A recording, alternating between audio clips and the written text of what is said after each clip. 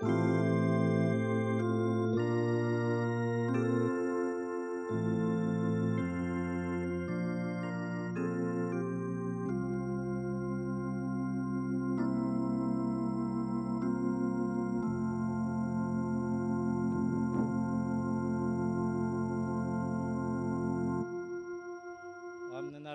ny zanaka ary ny fanahy masina. Amen. Alahady fahatelo amin'ny karemy zao ry havana. Mampiorina ny mino ny fizahan'ny toetra. Ny rafanevany fitaizam-panany folalonday eto ampahibe no raitsika.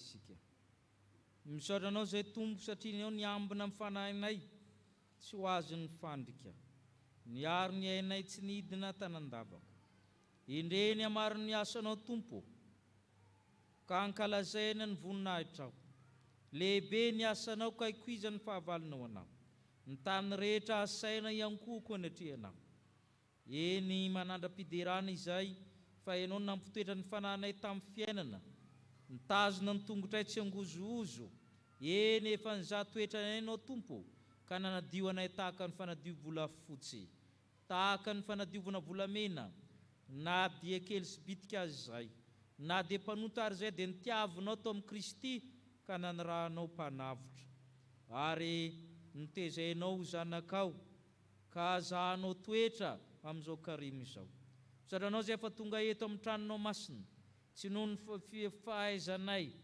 na ny herinay na ny tanjakay fa noho ny fitantaranao mahasoa no ianao ivimbina manome fofinaina mahavelona manome masoandro sy orana manome ny fitahina misotranao zay tompo na amin'izay rehetra soa ny raisinay na mitsaronay na ny tsy tsaronay ko ankehitriny hamasiny zao fotoana izao hoanitra kasitrano e masinao ka hitahy anay ianao tsodrananay ianao tahaka ny diloilo-manitra mitsororoka amin'ny somitiarona mipaka morotongotra kanjony no tahinao za voakanao izao ary tsy ho anay ihany ho an'ny tsy afaka miara-mivavaka aminay hovanginao amin'ny alalan'izao favahana zao fa mivavaka ho azy reo koa zay rehetra voreto kosa faly sy ravo mananitra ny feonay manakadanitra amin'le vavaka ny ampianaranao anay zay manao hoe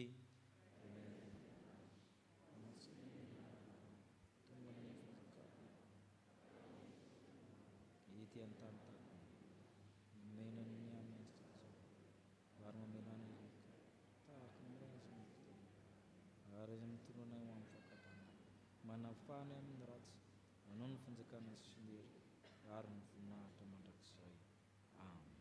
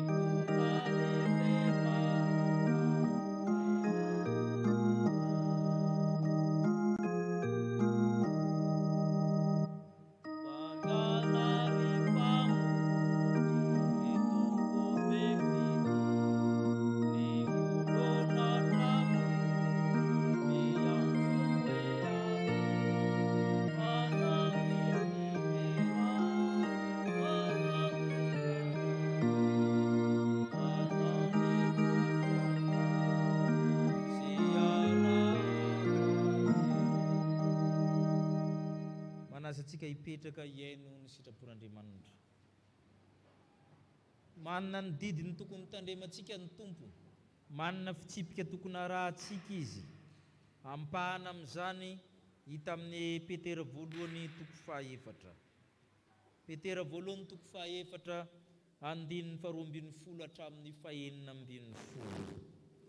Hoe ny apôstôly masina amintsika: ry malala, aza gaga noho ny fizahan-toetra mahamay zay mahazo anareo fitsapan-toetra. Ary aza atao zavatra mahagaga manjo anareo izany, fa araka ny imbonanareo fifaliana amin'ny Kristy, dia mifalia mba hiravoravonareo indrindra amin'ny fisehoan'ny voninahiny. Sambatra ianareo raha ratsiana no anaran'i Kristy, fa ny fanahin'ny voninahitra dia ny fanahin'Andriamanitra ny mipetraka ao aminareo. Aoka tsy hisy aminareo hijaly satria mpamono olona, nijaly satria mpangalatra na mpanao ratsy na mpiraharaha ny an'ny olona, fa raha misy mijaly satria kristianina, dia aoka tsy homenatra izy, fa aoka ankalazan'Andriamanitra amin'izany anarana izany izy. Amen. Sambatra ny mahitsy lalana zay mandeha araka lalamin'i Jehova, sambatra zay mitanina teny vavolombelony ka mitady azy amin'ny fony rehetra. Amen. Tsy nahatanteraka izany didin'Andriamanitra izany isika, dia isika hifona anetry tena anaraka izao vavaka izao. Tompo, mizaha toetranay ianao, mba ho tonga ny finoanay mafiorina ary misy fotoana mahamay izany. Gaga izay amin'ny fiainana, manome tsinanao Andriamanitra izay, ary monomonina hoe maninona moa izay hiaran'izao, maninona moa tsy mety mivaly ny vavakay, maninona tsy mety afaka ny mangeja anay. Adininay fa miombona fijaliana amin'ny Kristy izay, ka tokony hifaly sy ravoravo. Sarotra aminay Tompo hifaly raha misy marary, hifaly raha misy maty, hifaly raha misy rava-fananana. Tsy takatry ny sainay na sarobidin'izany, ko mamindrafo aminay, mamela ny elokay. Raha ratsian'ny olona koa zay dia tsy mataro sambatra fa tezitra milongolongy, nefa ho ny teninao hoe sambatra zay aratsiana noho ny anaran'i Kristy. Tsy takatry ny sainay izany. Ay ny fanahin'ny voninahitra, ny fanahy masina mahatonga anay voateny ratsy, mahatonga anay enjen'ny olona. Abdininay izany. Mifona aminao izay, mamela amin'ny elokay. Raha mijaly koa izay dia adininay fa ndraindray ny adalanay ihany mampijaly anay. Mpanenjika olona, mamono olona, manaratsy, mangalatra, miraharaha amin'ny an'ny olona, izay no ataonay. Ka rehefa voa izay dia verinay fa ianao Andriamanitra manao an'izany, nefa domoverina amin'ny adalana ihany izany, ko mamindrafo aminay, mamela amin'ny elokay.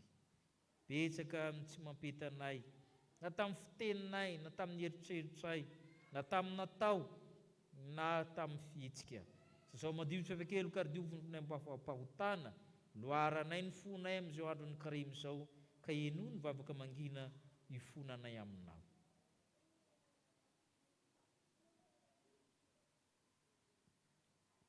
Taminao dia taminao no nanotanay, ary zay rehetra ratsy efa masonao nefa nataonay. Mamindrafo aminay ry Andriamanitra tsara o.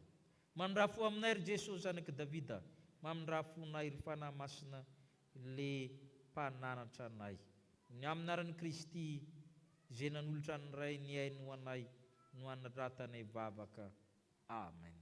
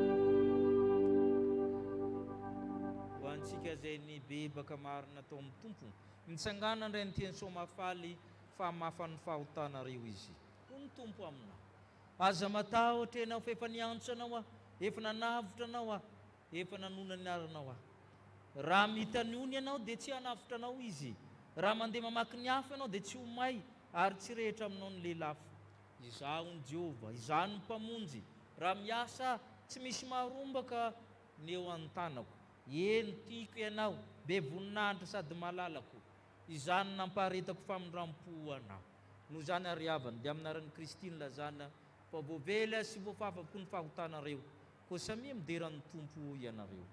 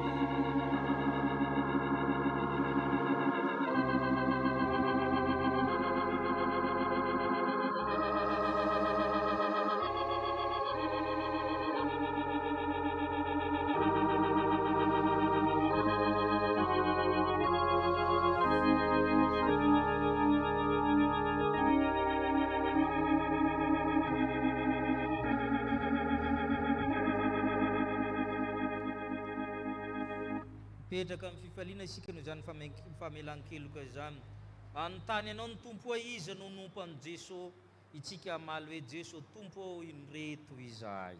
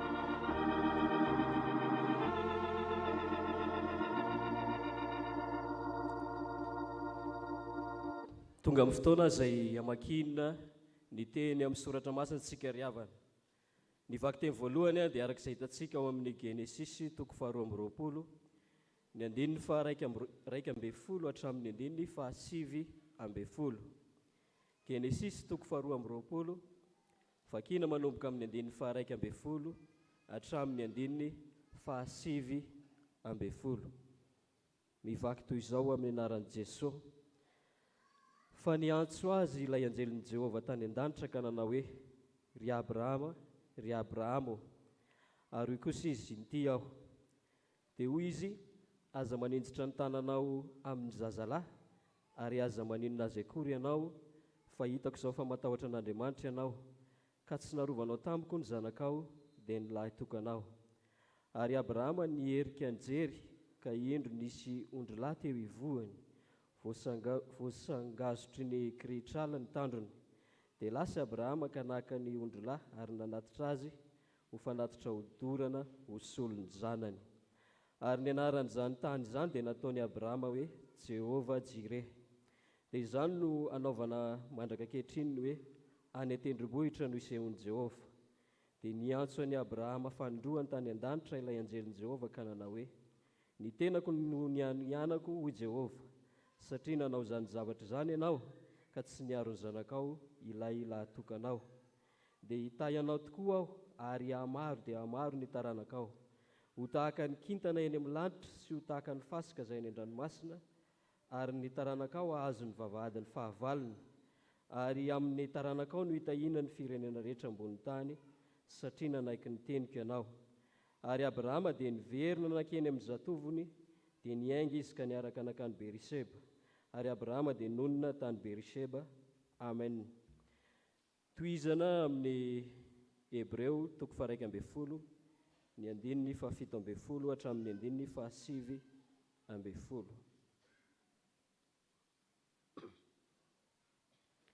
Hebreo 1:10, ny 7:70 hatramin'ny 7:70. Amin'ny anaran'ny Tompo. Finoana no nanateran'i Abrahama ny Isaka raha nizahan-toetra izy. Eny ny zanan'ilay tokana no naterilay efa nandray tsara ny teny fikasana. Dia ilay nilazana hoe: avy amin'ny Isaka no antsoina izay taranaka ho anao. Fa nihevitra izy fa Andriamanitra dia mahay manangana ny maty azy, ary ohatry avy tamin'izany no nandraisany azy. Amen. Faranana amin'ny filazantsara araka ny Jaona 9:9.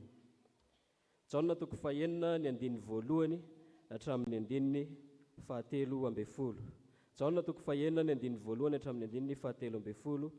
Andeha hiary hitsangana isika eo am-pandrenesana ny fivakin'ny teny amin'ny anaran'i Jesosy.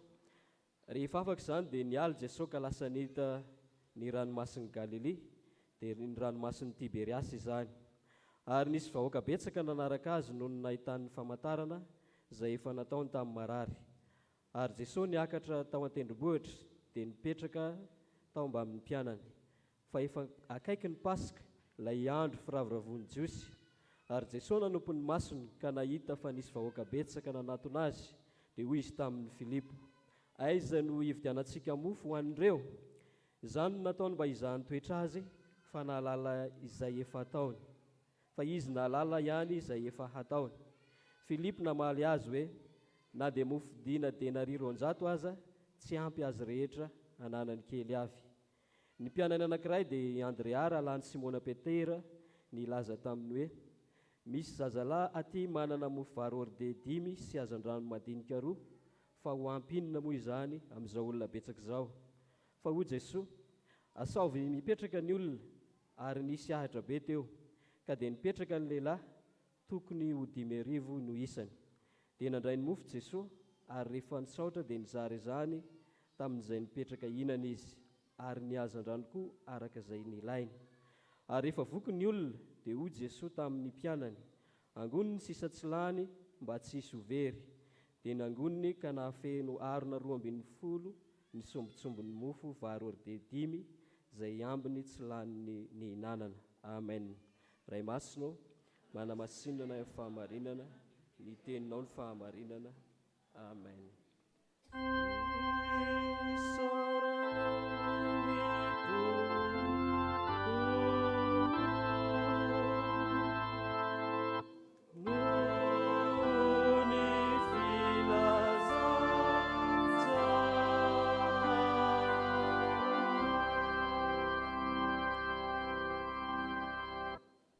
Andriamanitra tomponay, misaotra anao zay fa miteny aminay fiangonana isan'andro isan'andro ianao. Misaotra amin'ny tian'io tia fa sehatra iray andrenesanay zany teninao zany, ny teninao izay isabatry ny fanahinay, ny teninao izay teny fiainanao anay no mbola omenao anay ankehitriny. Ny fanainao masina hitaridalanay rehetra ahaizanay mandihy ny tena miainga avy amin'izany teninao zany. Ny fanainao masina hitaridalana ny mpanomponao ary toetra amin'ny fiangonanao mba ahaizanay mandray ny afatra izay tianao ampitaina aminay indray amin'ity anio ty. Ampangino ny feo rehetra izay tsy avy aminao, fa aoka ny feonao rery ihany ny sitraponao no hitombo aty anatinay. Amin'ny anaran'i Jesosy no anaovanay ny vavaka. Amen.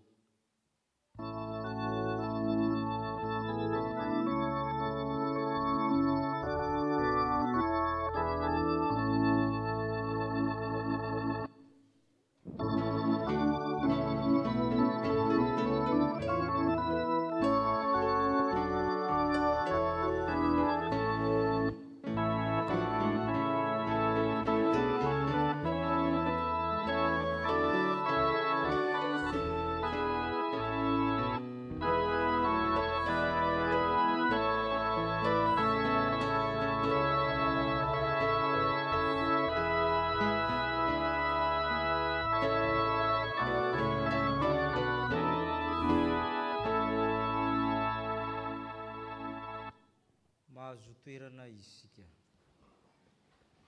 ho aminareo izay malalin'Andriamanitra sady voanjo ny masina, ho aminareo ny fahasoavany mba mpiadanana avy amin'Andriamanitra raintsika sy Jesosy Kristy tompontsika. Genesisy 2:20. I Abrahama dia olon-dehibe amin'ny soratra masina. Anankiray amin'ireo olo malaza amin'ny soratra masina, matetika ny malaza dia Abrahama, Mosesy, Davida, dia mbola misy hafa koa. Abrahama ny fiandohan'ny firenena Israely, nampahalaza azy dia ny finoana. Tsy hoe nanao fahagagana izy na famantarana na naherina ny ady, fa ny nampahalaza azy mandrika ankehitriny dia ny finoana. Raha miteny hoe Genesisy 2:20 dia fatatsika fa fizahan-toetra ny Abrahama zany. Andriamanitra nanatitra ny Isaka mba ho atao fanatitra. Maninona moa? Teo amin'ny firenena manodidina ny Abrahama rehefa nandehandeha izy nentin'Andriamanitra, nisy fanompoan-tsampy dia aterina mihitsy ilay zanaka, atakalo arena voninahitra, dia azo tao sorona ny zanaka. Dia netretra Andriamanitra hoe ireto mpanompo sampy reto zanany mihitsy nataony sorona. Andao raha mba ho tsapaina Abrahama raha mbo sa ny zanany tokana io zay efa nijalijaly vao azo le hitahinan'ny firenena rehetra io nampanantenana taranaka io asaina terina ho jerena raha mbo sa izy. Zay ny fizahan-toetra nahazo an'i Abrahama. Ny perikopantsika dia milaza ny lohevitra hoe mampiorona ny milo ny fizahan-toetra. Maninona ny fizahan-toetra? Zavatra tsy dia tsara nefa lazaina fa mampiorona, mampatanjaka ny finoana. Zavatra roa ihany na malitsika an'izany amin'ny alalan'ny tantaran'i Abrahama. Maninona mampatanjaka ny finoana ny fizahan-toetra? Ny voalohany dia Andriamanitra mahita mandrakariva. Zay ny voalohany, Andriamanitra mahita. Anatin'ny fizahan-toetra matetika dia adinontsika fa hitan'Andriamanitra isika. Miverimberina amin'ity perikopa ity ny teny hoe mahita, mijery, mizaha, ahitana, fahitana. Dia hovakitsika ny 1:12 hatramin'ny 2:12. Vakitsika aminaran'ny Tompo, fa niantso azy ilay anjelin'i Jehovah nandanitra ka nanao hoe ry Abrahama, ry Abrahama. Eo izy, inty. Aza maninona ny taninao amin'ny zazalahy, ary aza maninona azo akory ianao? Fa hitako fa matahotra n'Andriamanitra ianao, ary tsy narovaronao. Izay le izy. Andriamanitra miantso mahita ny Abrahama. Hitako izao. Zay le ao. Abrahama nitebiteby, fantatra Andriamanitra. Ahoana ny lazanao ny vadinao fa le zaza tokony efa nandrasa elana be ty ne ka ho aterina atao fanatitra?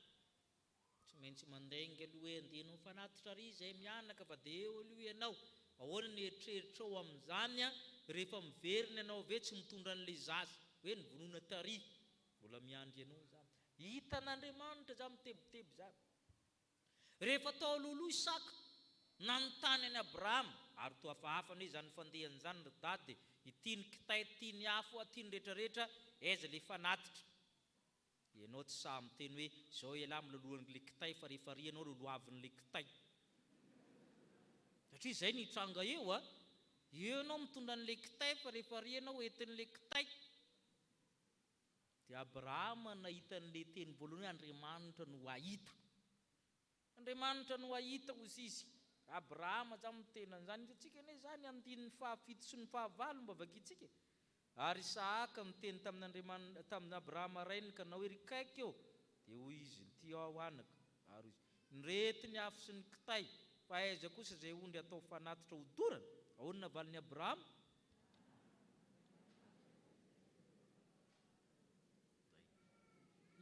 eo dia efa manomboka ilay teny hoe ahita Andriamanitra no ahita matetika tsika rehefa hiara-pahoriana hiaran-javatra fitsapana everitsika fa tsy hitan'Andriamanitra dia miady rery isika hoy tsika tsy misy mahita mitomany rery mitoloko rery Andriamanitra mahita fa hoe inona ny hitan'Andriamanitra ao aminao ao inhita tamin'ny Abrahama hitatsika mandinin'ny 12 dia hoe fa hitako zao fa maninona matahotra an'Andriamanitra ianao inona no hitan'Andriamanitra aminao rehefa za mitoetra fanomezantsiny ve ngonongonona ve ady ve fisaraham-basana ve ady mivady ve fa ny Abrahama hitako fa matahotra an'Andriamanitra ianao ka tsy niaro ny zanakao lehilahy tokanao tamin'ny zavatra rehetra ianao hitako hoe Andriamanitra rehefa mahita dia mijery inona ny hitana aminao fitiavan'Andriamanitra ve fahafoizana ve zay sarobidy tao aminao ve na fonao an'Andriamanitra zay ny teneniny io tokan'ny Abrahama nateriny teo ary zay le hoe Andriamanitra mahita ny tebitebinao ny ahiahinao ny toetranao ny fitiavanao ny fahafoizana zay rehetra ao aminao tsy vitan'izany andin'ny 17 vakitsika Abrahama nierika nijery ka ino nisy olona teo vosangazotry ny krihitrala amin'ny tany dia lasa Abrahama kanak'omby lahy ary nanatitra azy fanatorodorana hosolony izany rehefa mahitanao Andriamanitra hita ny fatahotra an'Andriamanitra ao aminao ao fitiavanao Andriamanitra ao aminao ao fahafoizan-tenao an'Andriamanitra ao aminao ao dia sokafany koa ny masonao ahita vahaolana ahoana ozy izy Abrahama nierika naninona nijery ela be zay tsy hitany fa misy ondry lahy voasarangotra ny tandrony eo ambanimbany eo fantatra Abrahama fa io ny vahaolana io le Andriamanitra mahita dia nalainy Abrahama io dia nataony fanatitra hodorana ho solony zany hoe rehefa miaraka amin'ny Andriamanitra mahita anao io ianao koa sokafany maso dia lasa mba mahitahita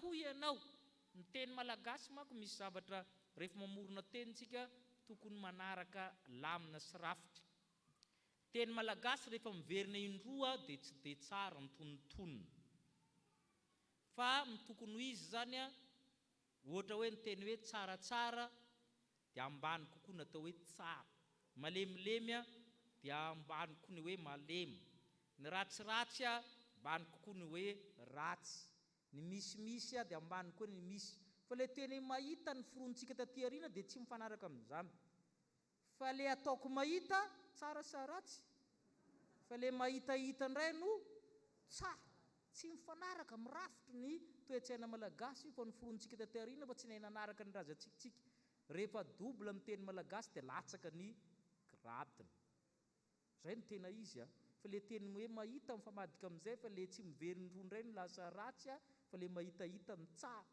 dia arahantsika amin'izay mifandisontsika le izy ka ianao zany ataon'Andriamanitra mahitahita raha miaraka amin'Andriamanitra mahita ianao teneny amin'ny olona akaiky hoe ataon'Andriamanitra mahitahita ianao teneno aminy ary zany natonga ny anaran'le tany mihitsy a no mahita vakitsika ny 740 ary ny anaran'izany tany izany dia nataony Abrahama hoe Jehovah Jireh, dia izany nanaovana mandrika androany hoe any an-tendrombohitra ny sehoan'i Jehovah. Misy isa kely iray akaiky ny hoe Jehovah Jireh eo ambony, hitantsika ve? Dia jereo ary mivody pejy le izy misy note io. Inona ny dika le Jehovah Jireh? Jehovah no ahita, dikan'izany dia mahita anao izy. Ary inona koa midikany hoe tendrombohitra sehoan'i Jehovah? Fa misy roa kely iray io. Dia jereo mivody pejy, any an-tendrombohitra Jehovah no ahitana. Zay le mahitahita zay. Ka ianao rehefa aza mifezaka amin'ny fizahan-toetra fa Andriamanitra mahita, ary ianao koa ataony mahita vaholana. Mitovy amin'io ihany ny nataon'i Jesosy amin'ny Jaona 9. Jereny Jaona 9 fa mitovy amin'io. Jaona 9 ny andininy 5. Ny andininy 5 jerentsika ny andininy 5. Ahoana hoy sisy? Ary Jesosy nanompo ny masony ka nahita fa nisy voaka betsaka anatiny azy. Dia hoy izy tamin'ny Filipo, aiza no ahitantsika mofo aminy? Hitanareo? Jesosy manompo ny masony, mijery anao, mahita anao. Inona ny ilainy reto vahoaka reto? Jesosy mila hanina izy, mila sakafo izy. Mody nanatsafa ny mpianatra izy hoe aiza no ahitantsika mofo hanina? Ny andininy 5 vakitsika, izany nataony mba izahany toetra azy, fa izy nahalala zay. Rehefa mijery anao izy, mba mody manatsafa anao izy, nefa efa fantany tokony atao aminao, efa mahalala zay tokony ataony izy. Ary zay tsy takatry reto mpianatra reto. Andriamanitra mahita, fantatry ny Jesosy ny fon'ny olona, ny ilainao, ny manahirana anao, satria mahita izy. Andriamanitra mahita atsika dia mahatonga atsika ahitako. Zay mampitombo finoana hoe Andriamanitra ne mahita, dia ianao ataony mahitahita koa amin'ny zavatra rehetra. Zay ny voalohany hoe ny orina ny finoantsika raha misy fizahan-toetra, satria Andriamanitra dia mahita mandrakariva. Fa ny faharoa dia izao, Andriamanitra dia mitahy mandrakariva. Tsy vitany mahita izy fa mitahy, miditra an-tsehatra amin'ny fiainanao. Vakitsika ny andininy Genesis 20 andininy 15 hatramin'ny 17. Andininy 15 hatramin'ny 17 vakitsika. Dia niantso ny Abrahama fanondroany tanan-danitra, ilay anjelin'i Jehovah ka nanao, ny tenako nianianako Jehovah, satria nanao izany zavatra izany ianao, ka tsy niaro ny zanako lahy tokanao. Dia hitahy ianao tokoa, ary amaro dia maro ny tanàna, tahaka ny kintana eny amin'ny lanitra sy tahaka ny fasika eny amin'ny ranomasina, nandary ny taranaka, ahazo ny vavahady ny vava. Mitahy Andriamanitra, miantso ndray izy, ny tenako nianinako. Andriamanitra mianina, mafy zany a, tsy mba olombelona mianina amin'ny baiboly na amin'ny tany na amin'ny lanitra na amin'ny tempoly na amin'izay sarobidy sy ambony noho izy, fa Andriamanitra mianina amin'ny tenany, satria tsisy ambony noho izy. Andriamanitra moa mahay mandenga sa tsy mahay mandenga? Le fianianina moa fianianina anao inona hoy sisy? Hitahy anao ah, ary matetika dinitsika izay. Andriamanitra efa nianina fa hitahy anao. Ianao zanako izaho Andriamanitra aho, ny zanako sy ny asan'ny tanako aoka ho adidiko ihany. Fa nahoana ianao no tsy niorina, fa mahoana ianao no fahadiran'ovana tahaka ny Abrahama? Satria nianao an'izao zavatra izao, ianao tsy niaro ny zanako lahy tokanao tamin'ny fizahan-toetra, hitahy ianao ah, tsy ianao ihany fa ny taranakao, tahaka ny kintana, tahaka ny fasika. Tanteraka io amin'ny andro ankehitriny. Iza moa ny taranaky Abrahama? Taranaky Abrahama dia misy 3 karazana. Tarana ny ara-nofo voalohany amin'ny Jiosy, fantatsika. Iza ny taranaka faharoa? Iza ny zanaky Abrahama? Mahazo mivoaka zay tsy zanaky Abrahama ato. Iza ilay zanaky Abrahama tsangano ny tanana? Tsisy. Isika ny taranaky Abrahama. Ary izay ny tenenina amin'ny Galatiana 3:7. Basokafo eny Galatia amina toko 7. Galatiana toko 7.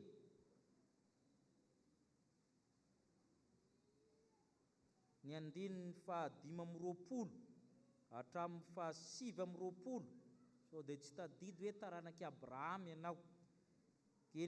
Galatiana toko 7 andininy 6:20 hatramin'ny 7:20. Galatiana toko 7 andininy 6:20 ka hatramin'ny 7:20. Ahoana hoy sisa? Fa ianareo rehetra dia zanak'Andriamanitra amin'ny finoanan'i Kristy Jesosy. Fa na iza ianareo natao batisa ho an'i Kristy dia tapaka. Tsy misy tsony na jiosy na greka, na andevy na tsy andevy, na lahy na vavy, fa iray ihany ianareo amin'ny Kristy Jesosy. Fa raha ny Kristy ianareo dia taranaky Abraham sy mpandova araka ny teny fikasana. Maro sa vitsy ny taranaky Abraham? Firy ny kristianina manerantany fa mizanaky Abraham? Eo amin'ny 1 miliara eo ny taranaky ny kristianina. Fa mbola misy jiosy taranaky Abraham, tsika kristianina ny 7 ny rahalahintsika silamo. Re koa zany taranaky Abraham, Ibrahim hoy sisa. Maro sa vitsy ny silamo? Tanareo amin'izay le hoe mahamarina hoe tahaka ny fasika sy ny kitana.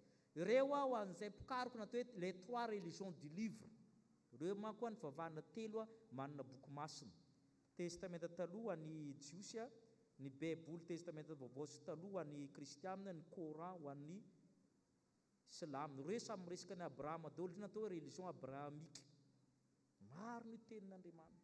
Ka ianao koa mitaranako ao koa hotahiny tompo. Avy aminao no hitahina ny firenena rehetra aty ambonin'ny tany. Andinin'ny 7:20 Genesis 3:20. Ary ny taranako ao azo ny vavadiny 9. Ny jiosy manko raha miady hafa kely marika fa resy ianao ngota ny vavadinao dia entiny mody. Mba hafahafa zany raha mpiarina miandro ankehitriny. Azonareo hoe zany hoe tsy hoe vavadiny mamalova akory, fa ny jiosy rehefa resiny ianao miady aminy ngota ny vavadinao entiny any aminazy any hoe tongava ty raha samaka an'io. Zay ny dika miteny hoe azo ny vavadiny 9 ny taranakao. Eritrereto zany fandresena miezinezina men'Andriamanitra anao zany. Zany le fitahiana zay. Tsy mitabataba aminao tsony. Zay ataonao ohatr'izay ny taranakao. Ary manjary fitahiana ny taranakao amin'ny toerana misy azy dia ho araha amin'ny olona, anontanian'ny olona, mahagaga amin'ny olona. Satria taranaky ny olona voazato eky tahaka ny Abraham. Tsy ampoizina nge ny fitahiana. Jereo nge le Jaona toko 9. Jaona toko 9. Filipo aloha tsy afa-panadinana. Filipo kivy andininy 7 ny valitenin'ny Filipo. Ahoana ho sisy? Filipo namalaka me na dia mofidina denari 200 aza dia tsy antony. Denari 200 zany denari iray dia mitovy amin'ny 5,000 ariary. 5,000 ariary mitombona 200 manome firy. Mbola haka telefona ny sasany anisa. Tsy mahay calcul mental amin'izao manome firy. Ray tapitrisa, mofo ray tapitrisa. Hozy izy Filipo hoe tsy tafa mofo ray tapitrisa mbola tsy ampy an'ireo. Zay le hoe tsy mahalala ny fitahian'Andriamanitra. Tonga koa i Andrea. Ny Andrea ndray efa nisy finoana kely. Andininy 9 hatramin'ny 7 vakitsika. Ny mpianana anankiray dia Andrea, rahalany Simona Petera nilaza taminy hoe misy zazalahy ty manana mofo vary 5 azan-dranomadio.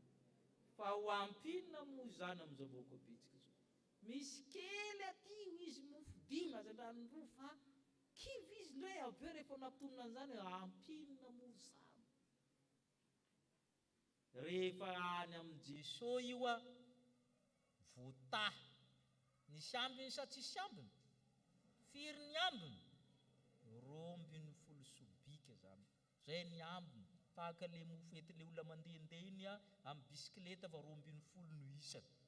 Nisan'le sobika. Ataon'Andriamanitra manambiampy ianao rehefa zahana toetra ianao. Ary zay le ampitaina amintsika eto zany. I Abrahama nino an'Andriamanitra. ny tombo finoana. Ny Hebreo mamaly an'io, maninona moa no sekren'ny Abrahama? Sekren'ny Abrahama zany tenenina amin'ny Hebreo 1:12 amin'ny 7:70 hatramin'ny 7:70. Vakitsika finoana no nateriny Abrahama ny Saka ka ny toetra. Eny, ny zanany latokana no nateriny ilay efa nandray tsara ny teny fikasana. Dia ilay nilazana hoe avy amin'ny Saka no antsoina tanànako hanao. Eo amin'izay le valiny fa ahoana ozy izy? Fa ny hevitra izy fa Andriamanitra dia mahay manangana ny maty azy. Dia ohatra avy amin'izany nandraisana. I Abrahama tsisy olona nitory teny taminy, tsy nanana baiboly, tsisy fiangonana, tsisy didifolo, tsisy nampianatra. Izy ny razamben'ny olona mino ny fitsanganany tena maty. Abrahama zany nietreritra tao am-pony hoe raha vonoko ty le zaza ty atsangan'Andriamanitra. Abrahama zany nino voalohany fitsanganany tena maty. Atsangana io izy. Satria za tsy maintsy manana tarana, tsy izay ny fampanantenana. Ahoana iny tsy atsangana? Atsangana io izy. Dia nanantena an'izany Abrahama. Izay mahatonga Abrahama ninon'Andriamanitra dia nisaina ho fahamarinana izany. Amin'izao andron'ny karimy izao ary havana. Tadio ianao izay hiara-ny fizahan-toetra amin'ny tokantrano, amin'ny zanakao, amin'ny fiainanao, amin'ny fitadiavana, amin'ny aretina, ny zavatra maro samihafa. Tadio fa mahita ny Tompo. Andriamanitra mahita, Jehovah Jireh mahita. Ka ianao koa ataony mahita vahaolona amin'ny zavatra rehetra. Andriamanitra mitahy izy ka hitahy anao izy. Ary fitahiana manambiampy no omeny anao. Aza matahotra fa ny Tompo momba anao. Ho an'Andriamanitra irery ny voninahitra. Amen.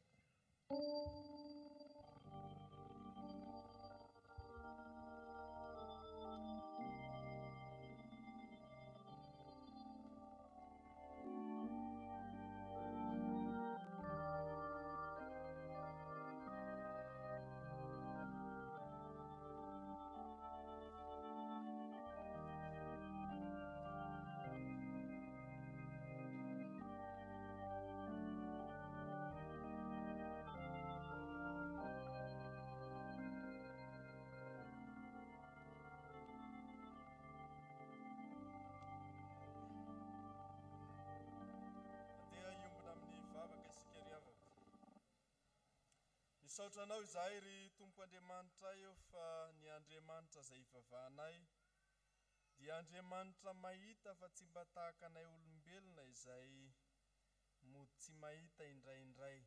Ary tombontsoa anay izany. Ka izany no mahatonga anay hiorina amin'ny finoana dia mandalo fizahan-toetra aza.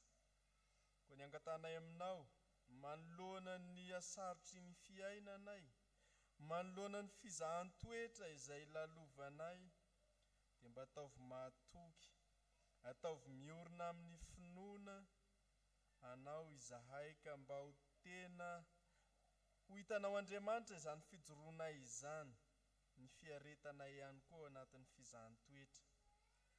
Ampaherezi ny olonao izay nandre izany teninao izany, mba tsy hifezaka, tsy ho kivy, ny amin'ny ady sarotra izay lalova ny ankehitriny.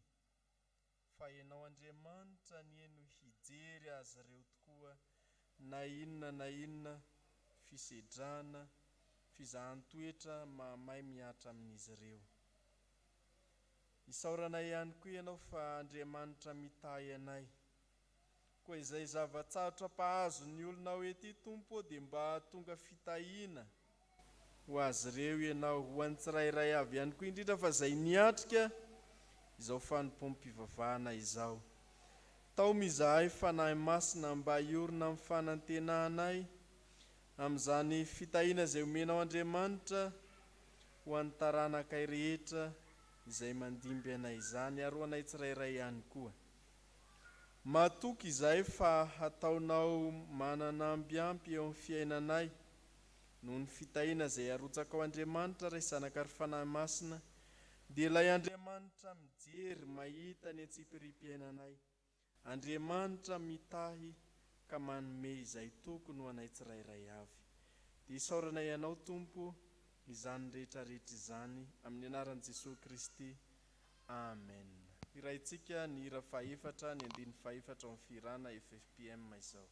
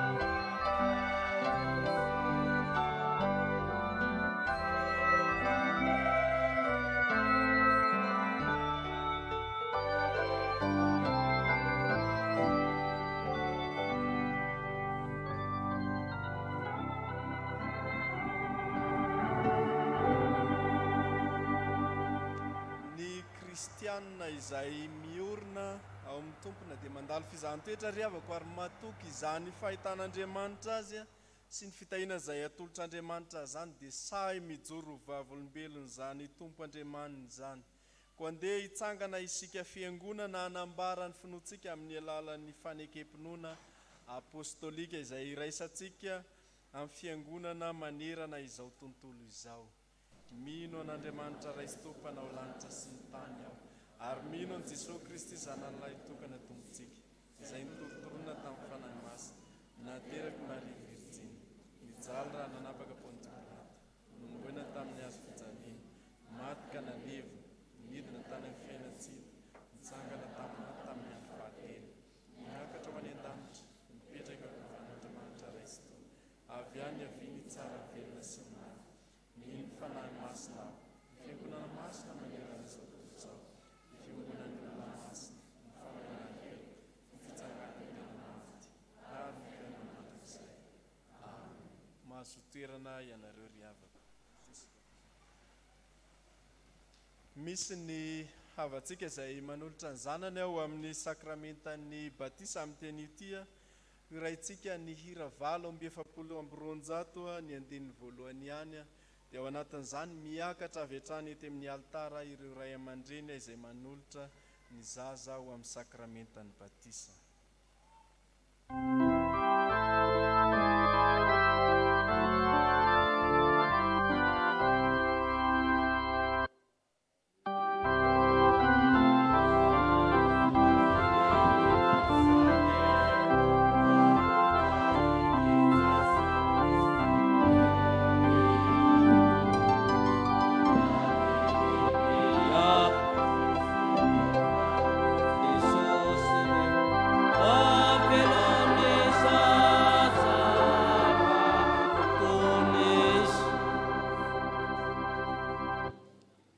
Faliana ry havana no andraisantsika reto avantsika ireto manolotra ny zanany amin'ny sakramentan'ny batisa. Dia noho izany dia notsika ny teny mpahefana ara-tantarahan'ny fiangonana zao sakramenta masina zao ny tompo. Efa nomenay ny fahefana rehetra nandanitra sy aty an-tany. Koa mandehana ianareo dia atao mpianatra amin'ny firenena rehetra, manao batisa azy ho amin'ny anaran'ny Ray sy ny Zanaka ary ny Fanahy Masina, sady mampianatra azy tandrona zay rehetra nandiko anareo. Ary ino izany momba an'ireo mandrakariva mara-pahatonga ny fahataperan'izao tontolo izao. Ary oriko ny fanekeko amiko saminao, mba amin'ny tananaka mandimby anao, mba ho fanekena mandrakizay. Ka ianareo zanako, ary izaho Andriamanitra reo. Fa ianareo rehetra zanak'Andriamanitra amin'ny finoan'i Kristy Jesosy. Fa na izy nanao tabatisa ho an'i Kristy dia mitafy an'i Kristy. Tsy misy tsonina jiosy na grika na andevina tsy andevina lahy na vavy, fa iray ihany ianareo amin'ny Kristy Jesosy. Raha zanak'Andriamanitra ianareo dia taranaky Abrahama koa. Noho izany ary ray aman-dreny sy ny mpiantoka, ny fianakaviana misy fanekena ilain'ny fiangonana aminareo, valiana araka sitraky ny fonareo. Moa manolotra marina ty zaza ity ho Andriamanitra raintsika va ianareo. Ekenareo va nijorona amin'ny tena amin'ny asa, mpanombotra Andriamanitra mahatoky hatonga nareo fianarana ho an'io zaza io amin'ny androm-piainareo rehetra. Ekenareo nantanterahany fiangonana amin'ny zaza io. Ny fitaizana rehetra araka ny falazantsara tokony atao aminy. Itomboana amin'ny fahalalana zao fahasoavana lehibe zao. Anekena an' Jesosy tompo azo hery izy ka andany asan'ny satana rehetra. Onona ivavaka ho azy sy ampianatra azy ivavaka, ary ampiditra azy ho isan'ny mpianatra sikolalady va ianareo. Ekenareo va ny ampianatra azy ny antsony zao fanaovana batisa izao, ary ezika ka tonga azy ho mpanefana ny san'ny tompo. Mandre nareo Andriamanitra, mangataka nareo todika avatrana amin'ny fiangonana, amaky ampahabe maso izany fanekenareo izany. Manolotra ny zanakao Andriamanitra raintsika izahay, ekenay nijorona amin'ny teny na amin'ny asa, ho mpanompon'Andriamanitra matoky, mba hahatonga anay ho fianaran'ny zanakay amin'ny androm-piainana rehetra.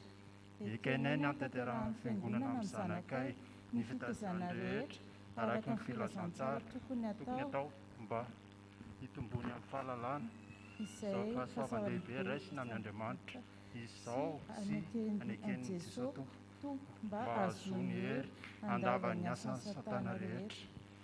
Vonina ny vavaka ho azy sy ampianatra azy ivavaka, ka ampiditra azy ho mpianatra sikolalady izahay.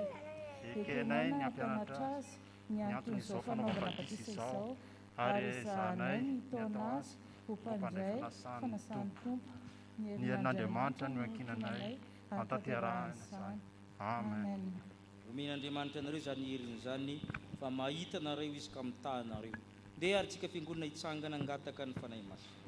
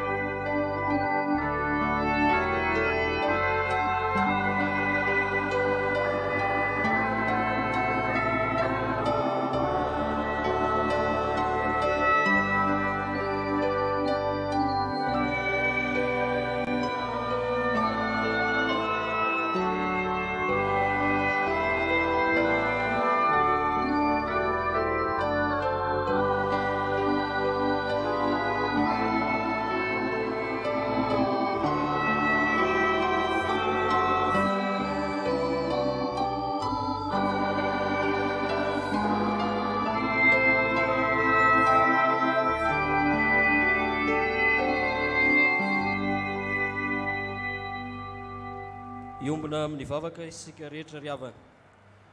Andriamanitra raitsy toa ty dia tianay tokoa ianao, ary ny fitiavanao dia meloma mandrakariva ny fitiavanay ianao. Tsaronay ankehitriny ny didin'i Jesosy Kristy Tomponay sy ny teny fampanantenana nomeny tamin'ny nanorenany sakramentany batisa. Koa mitalao aminao zay raha eo manatrehanay. Ao ka ny fanainao masina no mehery ny asa tanterahanay eto ampanaovanay izao batisa izao. Rano mamelombelona ny zavaboary ity ary manasa ny loton'ny nofo mba ho famantarana ny fanadiovana anay ho amin'ny fiainana vaovao amin'ny Kristy ane izao. Ity zaza atao batisa ity ane voaray mandrakizay ho amin'ny fanekenao, ampitafino zanakao izy ary ampiraiso endrika aminy no ny asan'ny fanainao masina izay mitarika azy isan'andro ho amin'ny voninahitra ao mandrakizay. Faly izay ankehitriny misaotra anao fantateraka ny faniriany reto ray aman-dreny reto. Miombinainao amin'i Jesosy Kristy ny zanany ka isan'ny vahoaka ny fanjakan'Andriamanitra. Ny angatanay fiangonana dia nitehirizanao ity zazy ity eo ambany fahasoavanao ka mba hampaharitra azy hatrany hatramin'ny farany amin'ny fivavahana aminao. Ampio ny ray aman-dreny ny mpiantoka mba azony manatanteraka ny fanekena izay nataony teo anatrehanao. Ombany fahasoavanao ihany koa ane ny ezaka rehetra izay ataon'ny fianakaviany sy ny ray aman-dreny ary ny fiangonana amin'ny fitaizana ity zazy ity. Amin'ny anaran'i Jesosy no angatanay ny vavaka. Amen. Petraka isika fiangonana.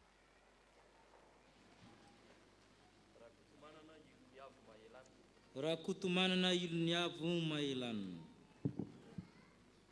Izaho manao batisanao amin'ny anaran'ny Ray sy ny Zanaka ary ny Fanahy Masina. Amen.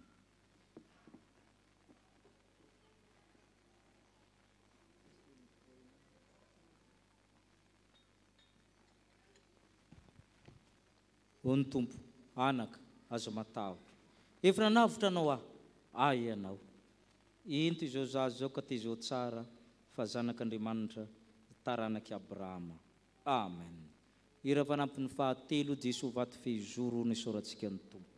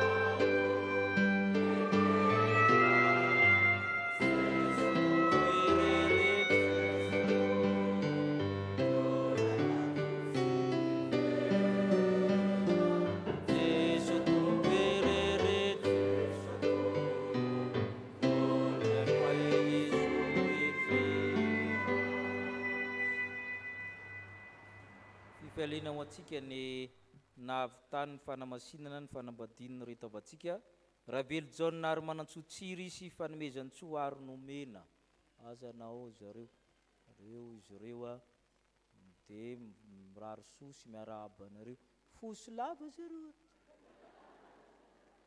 Raha Kotonarivo Santina nomenjanary sy nomenjanary safidinirina Tiffany. Ary zareo fosy lava doly a. Miarahaba anareo ny fiangonana, mirary soa. Ho amasina fanambadiana amin'ny heriny. Raha marively Asina Noel Ezekiel sy Aingo Mbalit Santanahary. Reo izy reo, zareo kosa mitovy zareo lava zareo. De mivavaka anareo ny fiangonana ho totoy soamantsara ny fanorinareo. Saora tompoko. Ny Dorcasy de manao fanentanana batisa. Soratra anarana amin'ny Dorcasy de etiny Dorcasy ao amin'ny mpitandrina ao nareo a izareo ny miahy izany fanaovana batisa izany a, de manintana fanaovana batisa ny Dorcasy zany. De anentana koa zareo amin'ny manodidina sy ana mitoby miaramila aminy. Ny rodorodo-pahasoavana ho an'ny dekona sy lolona amin'ny Lahady zao a de manao fanamina amin'ny dekona rehetra sy ny olona rehetra zany. Fifaliana ho antsika ny navy tamin'ny chapelle militaire ny Moramanga. Efa maro tsika sampany namangy tany nampahira azy ireo. Ary mahafalatsika fa dekona namantsika teto ihany a no nitarika tamin'ny famitana izany. Ka miarahaba ny chapelle Moramanga tsika fa navita zany chapelle zany ao amin'ny sekoly ambony gendarmerie. Azontsika teka ho an'Andriamanitra izany. Rahatsika rehetra. Anina anjara fitenenina ny komitin'ny fankalazana faha 20 sy faha 12 taona dia asaina izy hiakatra anatanteraka izany.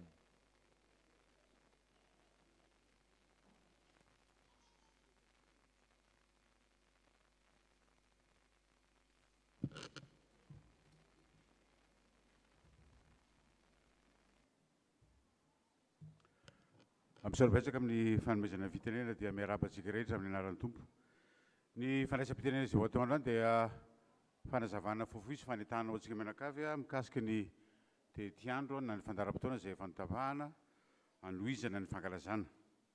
Ny voalohany an'izany ary dia ny araka ny fanambara moa zany dia isy ny concert lehibe izay ho tanterahana amin'ny 20 avrila ho avy zao ka mikasika izy io ny toerana nanaovana azy dia ato amin'ny chapelle atsika, ato amin'ny fiangonantsika ihany nanaovana azy ny sabotsy hariva amin'io faha 24 volana avrila io manomboka amin'ny 3 ora. Ny tarika izay andray anjara ao anatin'izay concert lehibe izay dia ny tarika Antsan'i Kristy.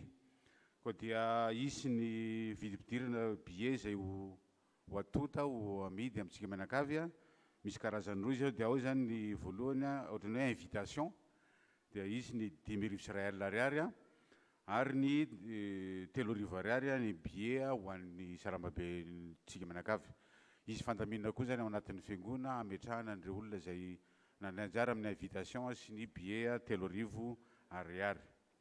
Faharoa manarak'izay dia mikasika ny sakafo izay ho totosaina amin'ny faha 18 ny volana Jolay ho avy zao dia araka ny efa tapaka zany dia ny toerana nanaovana azy dia ao amin'ny Andihy bypass, eny amin'ny bypass eo ihany ny anatanteraka ny fanentana sy ny animation anatin'izay mandritra an'izay fotoana sakafo zay dia ny tarika sanda mozika ary mety mbola misy anko moa zany ny ataontsika hoe artiste surprise fa mbola holazaina amintsika manaraka eo ihany mikasika an'izay artiste surprise ho avy anafana fotoana amin'io andro io.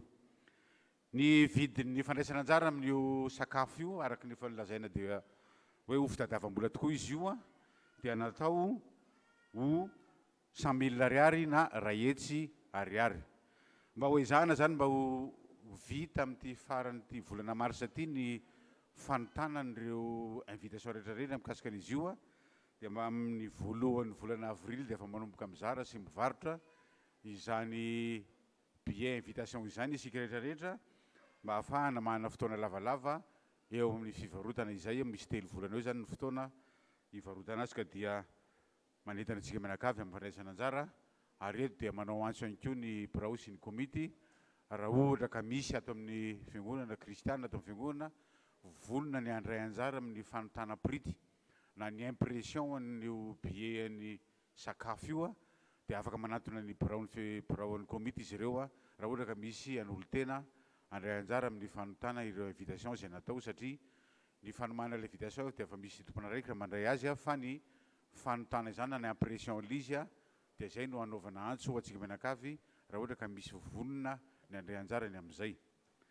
Manarak'izay ao anatin'ny fandaram-potoana ihany koa dia misy ny ao anatin'ny fankalazana dia misy ny visite pastorale zay ho ataon'ny mpitandrina na ihany koa zany fitsidihana tobo miaramila ka amin'ny 12 volana marsa zao zany no tanterahana zay fitsidihana tobo zay a amin'ny 7 ora maraina ka hatramin'ny 10 ora dia ny ao miarakany mirasy sy ny génie zany no atambatra ao amin'ny cercle messe ny Betongolo no anaovana azy.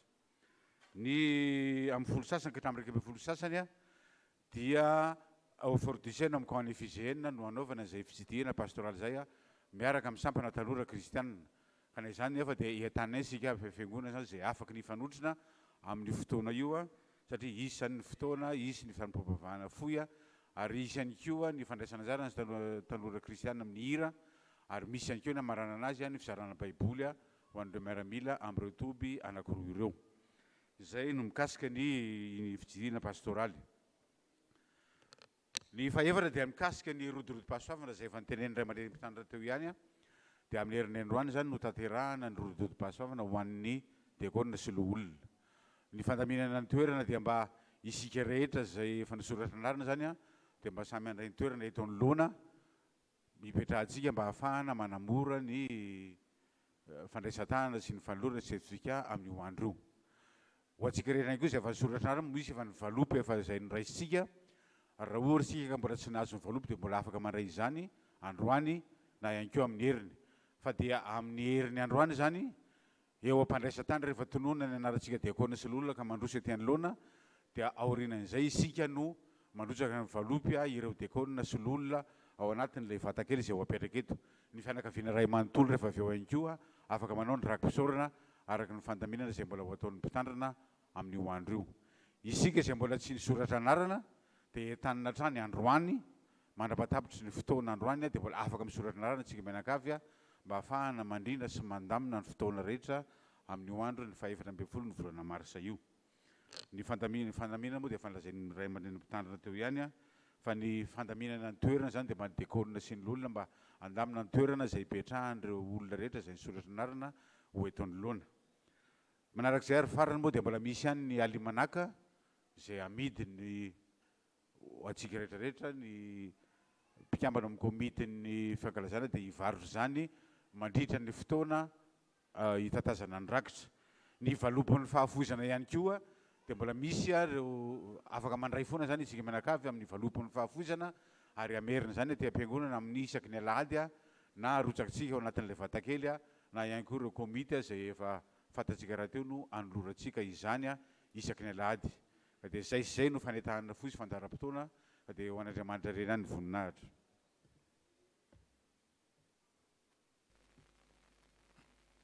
Satria rodorodo-pahasoavana ilay izy a dia rehefa tolorana ny mari-pakasitrahana ny diakona dia miaraka izy mianakavy a satria izaho sy ny ankonako dia anompan'i Jehovah izahay dia miaraka zany ny mpivady a sy izy rehetra mahatsiaro zanaka raha nofina ara-panahin'ilay olona. Tonga amin'ny fanorana ny fanaovantsika rojom-bavaka isika tsaronay ianareo teraka volana martsa arabaina sy entina mbavaka zay mahatsiaro tena teraka volana martsa zany a hitsangana. Zay natsiaro fahasoavana manokana hideranan'ny tompo hitsangana.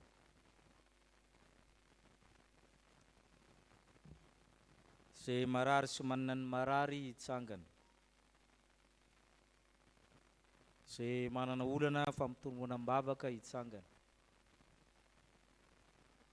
Zay ndona-pahoriana ho ampahirezana angatahana fiononana hitsangana. Hivavaka isika. Misaoranao zay tompo raha mbola afaka mifampahery amin'ireo havanay amin'izao fotoana sarotra izao namoy havana izy ireo. Ianao dia Andriamanitra ny fampiononana, ampionona ianao. Mahita ny fahoriana izy ireo ianao. Mahita ireo kambotsy mpitondra teny ianao mitebiteby izy ireo amin'ny fiainanao avy, ka hitay azy ireo tokoa ianao. Ka tsy horery izy ireo fa manana anao, ka nahory ary izy ankehitriny hibalika amin'izy ireo ny tara-pahazavanao izay tsy mila masoandro, fa ianao Andriamanitra no masoandro ny fiainany. Dia matoky izay fa ampiorina ny manamanjo ianao. Misy ny manana olana amin'ny tenany, amin'ny asany, amin'ny tokantranony, amin'ny trosa, amin'ny fitsarana, amin'ny zavatra maro samihafa, mba zanaky Abrahama koa izy ireo, ko vanginao. Ataonao mahitahita ka sokafanao ny masony, ahita ny vahaolana. Ka tsy atehitra amin'ny olombelana amin'ny herin'ny tenana ny fahalalana izy, fa hiankina aminao, ka enkinina amin'ny Jehovah ny lalana ody lavorary tokoa izay kasaina. Ianao Andriamanitra amin'io fa tsy fo fa mahavonjy ny tananao, sofinao tsy lalindalovana fa mahare, hanampy azy ireo ianao, fa mba menatr' izy indraindray amin'izay mahazo azy, ka matoky izay fa hijery azy ireo tsirairay avy ianao. Misy ny marary amin'ny toerana maro samihafa hatreto am-piangonana ka hatramin'ny toeram-pitsaboana, any amin'ny fiara fitaterana an-dalambe, toeram-piasana satria tsy maintsy miasa na dia marary azy, hanasitrina ny aretina ianao, hiazona ny ainy tsy hidina nandavaka. Tsy ambikina tahaka ny diery izy ary elatra nandinany tahaka ny an'ny voromahery. Hanome herin'ny fanafody ampiasaina ianao, hanoro-hevitra ny mpitsabo, hanatanjaka ny finoana ho an'izay tsy mampiasa fanafody, ka hiary hideranao izy ireo. Ka ianao Andriamanitra ny antombenany fanahiny, ka asitrana azy ianao.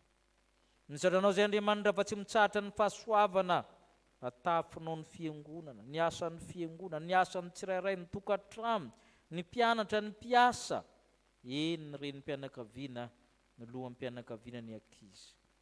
Hatrany velany hatrany ampitan-dranomasina, mideranao nandefa filazana fa nanome fahasoavana ianao. Ka izay nomenao azy mba hitahinao azy sy ny hafa koa, ary ho fitahiana ho an'ny hafa koa izy ny fahasoavana nomenao azy. Tsy menatra izy ireo mijory ankehitriny satria Andriamanitra tsara sady mpanao tsara ianao. Nanome izay ilainy, taony tsy nampoizina, taony efa nangatahana fatratra dia nomenao. Faly izay miara-pala amin'izy ireo. Tratry ny tsingerin-taona reto havanay ireto, na tsy ary fa ny tombonano sy ny fifinaina mahavelona nomenao, dia atsarovan'ny f'Andriamanitra miaraka aminy ianao, miara-miaina, miara-belona. Andriamanitra monina aminay Imanoela, na hitazy ianao, nitahy azy ianao, na nome tombonandro ianao. Eny menao azy koa ny fahendrena, ny fahalalana, ny fanantenana, ny finoana, hamakivaky ny taona miaraka aminao izy. Ka hiteny koa hoe zaho sy ny ankonako dia hanompo amin'i Jehovah izahay. Fantatrao Tompo, ny tian'izy ireo angatahana. Miaraka amin'izany andro nomenao azy zany, efa manome azy sahady ianao. Satria iza moa no angataha amin'ny zanany mofo hanome azy vato, angataha amin'ny zanany trondro ka hanome azy menarana, mahalala manome mohoatra no izay angatahany ianao.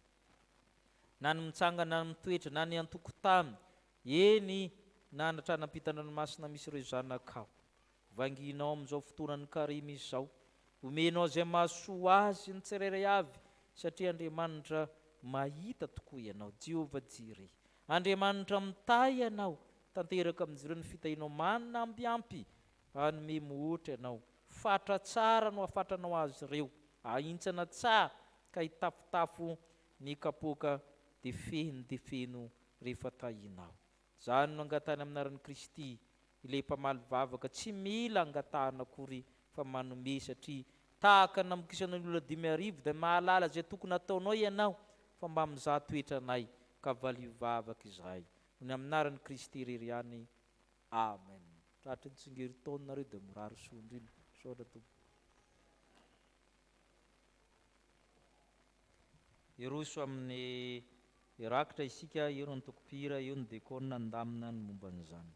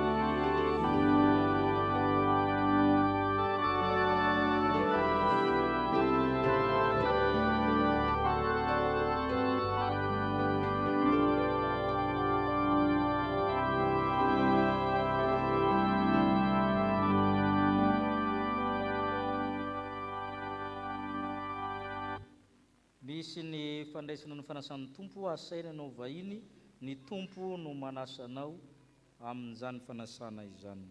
Oraitsika ny hira mialoha sy aorian'ny sodrano.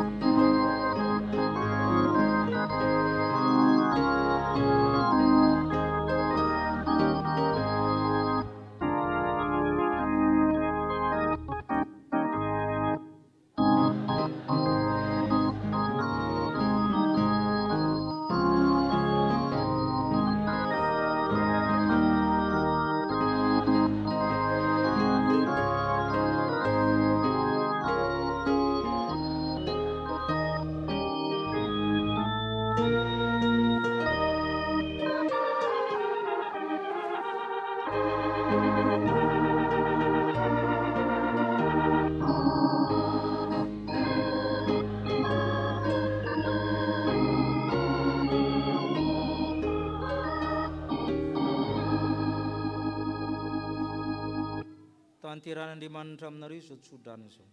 Andriamanitry ny fiadanany namasinareo ka ho arovana avokoa na ny fananareo, na ny ainareo, na ny tenanareo, na ny tokantranonareo. Ho tanteraka tsy hanantsiny amin'ny fiavian'i Kristy tompontsika. Ho tahina raha miditra, ho tahina raha mivoaka ny tokantranonareo. Amen.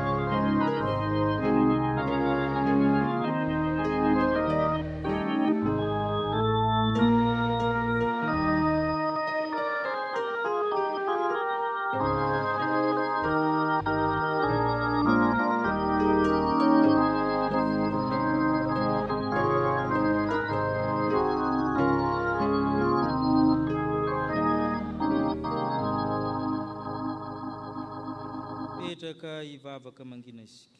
Hony tompo, fa hitaka izao fa matahotra an'Andriamanitra ianao. Dia hita ianao tokoa satria nanaiky ny teniko ianao. Ho an'Andriamanitra ireny ny voninahitra amin'ny anarany ary ny fananasana. Amen.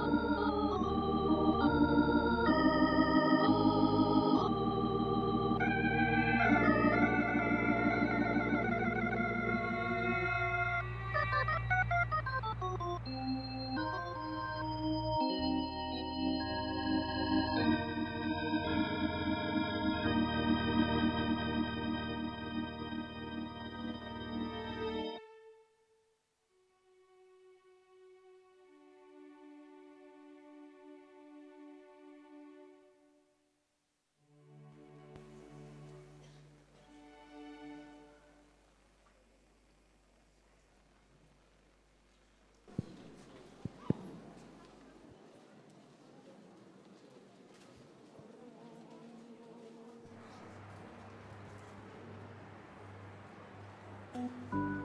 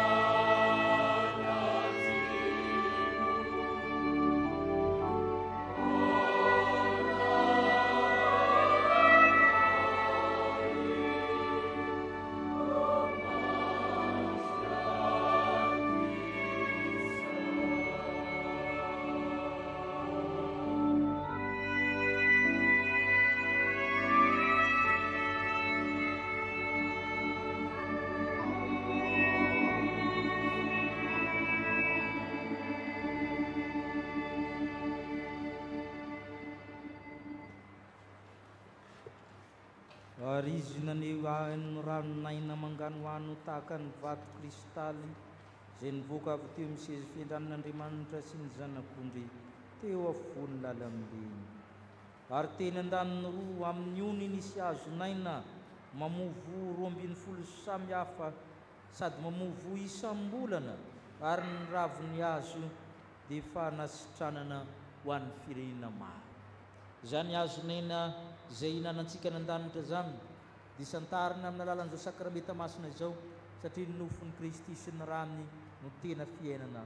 Ko asandrato amin'ny tompony fonareo. Mety sy mahavonjy ary tokony ataony anao vinavinany misaotra anao tompo, noho i Kristy izay tompony tompo mpanjakan'ny mpanjaka, Andriamanitra avy amin'ny Andriamanitra, mazava avy amin'ny mazava, nateraka fa tsy natao miray amin'ny zavatra rehetra, manana ny fahefana rehetra an-danitra izay ty amin'ny tamy, ko feno fiderahana azy an-danitra ho an'ny kerubim sy ny serafim rakotry ny elany, ny arikanjely sy ny anjely tsyombian'ny alina, ny apôstôly sy ny mpaminany ny martora, reo razana efa tonga any aminao izay taranaka Abrahama. Ko mianto izay tompo mba hoenty ny fanamasina any ko ny fiobiana sy ny fankalazana sanatray izay manao hoe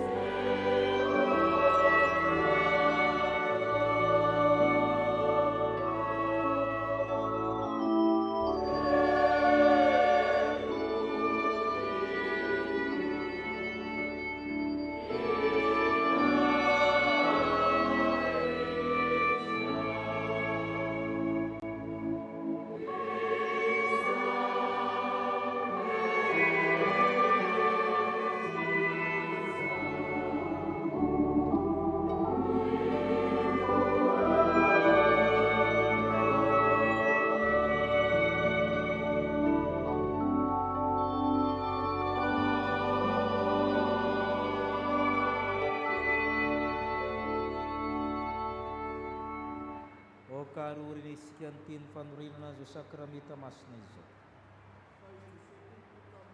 Izay namadiana azy dia nandray ny mofo, ary rehefa nisaotra izy dia nivakiny ka hoy izy, ray sohany fa ity ny tenako izay omenao anareo, izao no ataovy ny fahatserovana. Ka rehefa ninana dia hoy izy manao hoe, misy tro amin'ity ianareo rehetra fa ity ny rako dia ny amin'ny fanekena vaovao izay latsaka ho an'ny rehetra ho famelan-keloka. Izao no ataovy fahatserovanahy, naoviana ny misotro ianareo. Fa naoviana ianareo ny mihinana itony mofotony sy misotro amin'ny kapoaka, dia manambara le fahafatesan'ny tompo ianareo mandra-piavo.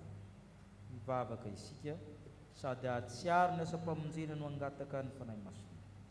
Ry tompo ranay izay nan-danitra, indreto izay mahatsiaro ny nahatongavany zanako olona, ny finanambiliny Betlehema ka hatramin'ny fasan'ny Josefa avy any Arimatia, ny fitsanganana avy amin'ny toerany maty ary ny fiakarana amboninahitra sy ny fifonany mandrakizay ho anay. Eny manotra ny mpandresy izay amin'ny alalan'ilay ty anay, satria izy tsy mahasaraka anay noho ny amin'ny fitiavana anay sy ny fitiavana anay, ko miandry sy mitalao ny firenana izahay, ko mba hafenony voninahitra ao ny fanaty-pisaoranay raha eo. Da io tanteraka sakramenta masina zao endry Kristy le tokony, Kristy le tamteraka, Kristy le naterina indray mandeha monjo eo anay teo amin'ny hazo fijaliana. Ry tompo ranay izay nan-danitra ao, oka hiasa ny fananao masina, le fanahy mamelona, le fanahy mahary, le fanahy manamasina, le fanahy mpananatra, izany fanahy izany ino antsona ankehitriny dia ny fanahyn'i Kristy.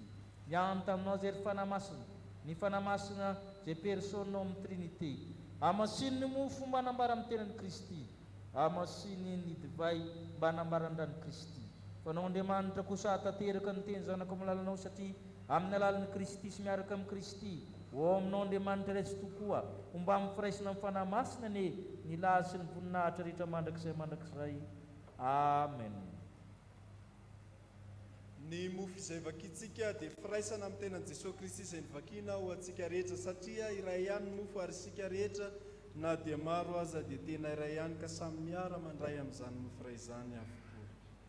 Ny kapoaky ny fisaorana izay isaorantsika dia firaisana amin'ny rano Jesosy Kristy tompontsika, dia le rano fanekena vaovao izay nalatsany ho antsika. Oe Jesosy Kristy tompo, asaova mipetraka amin'ny olona ary rehefa nandray ny mofo izy dia nisaotra nizara izany tamin'izay mipetraka ninana dia tahaka izany koa ny azony rano araka izay nilainy. Andeha fihezavotra avokoa izao ny zavatra rehetra. Amen. Hipetraka isika hanao ny lanan-kira pasivy amin'ny sivifolo ampizarana ny mofo sy ny kapoaka.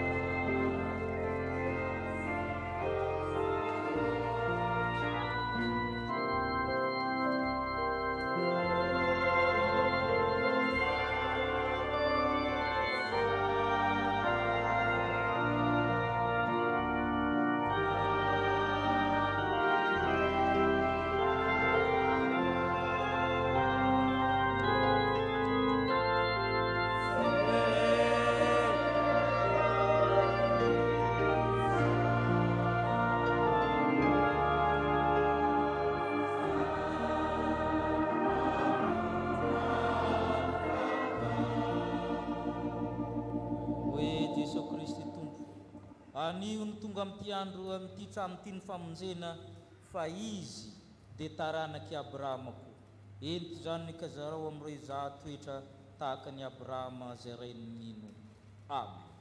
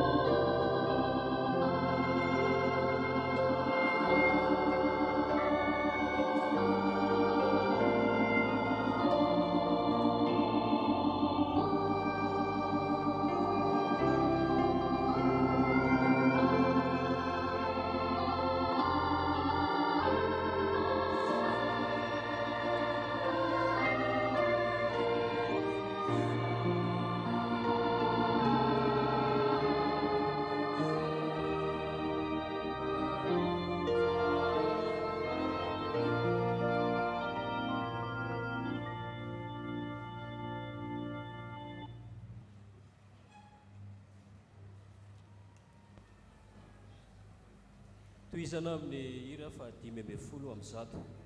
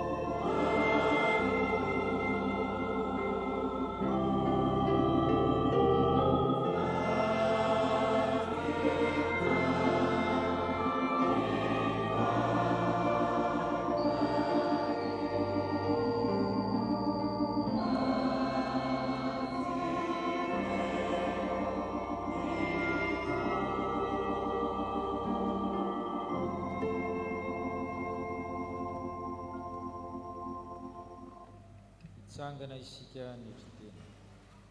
Ianao rerin'ny masina, ianao rerin'ny maro, izay dia olona hitanao no tahinao rehefa anjanao toetra. Manetry teny izay manatona zao sakramenta masina izao, amin'izao andro karena izao. Misaotra Tompo, amen. Ny mofo anay.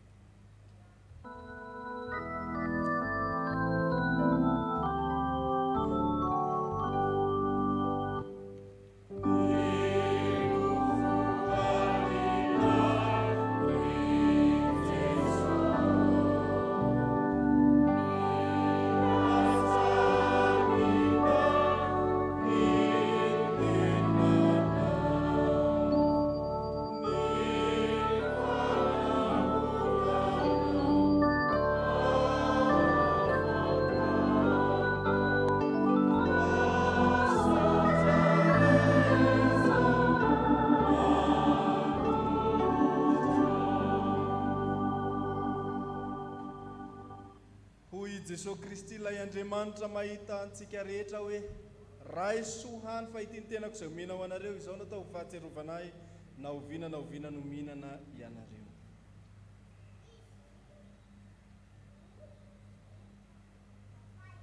Misotro ny divay izahay.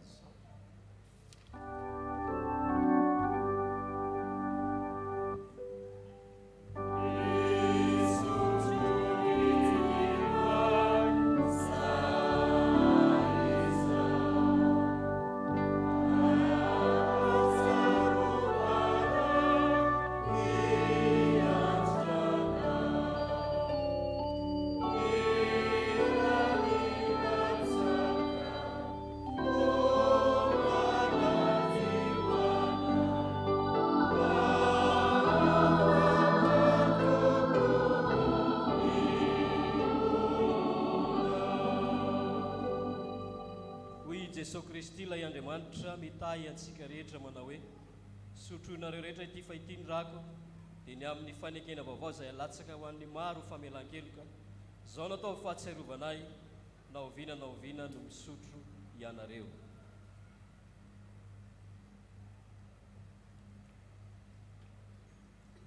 Misaotra anao izay Tompo fa efa nandray araka izay mety izy ho sakramenta masina izao. Any mpanahy mahavoka ary sakafo mifanjakany lanitra. Misaotra Tompo, amen. Hoy ny apôstôly masina.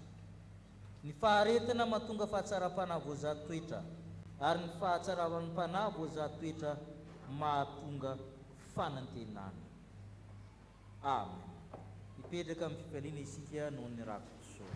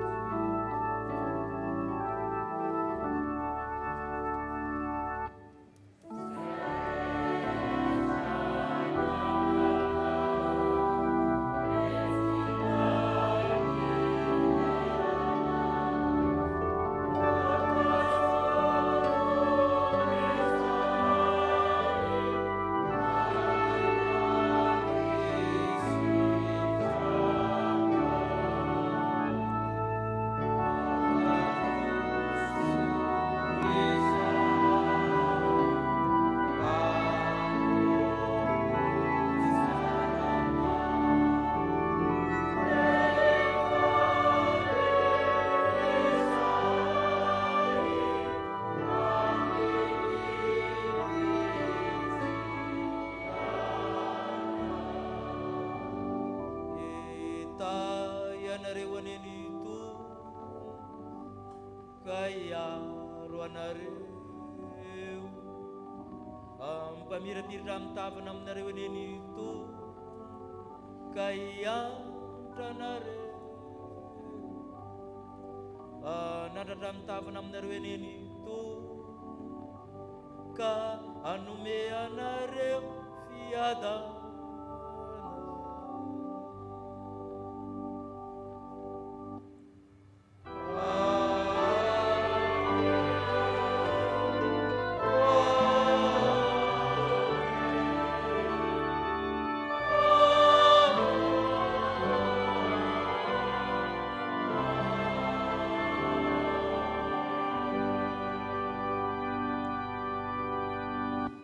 Petraka ivavaka mankina isika.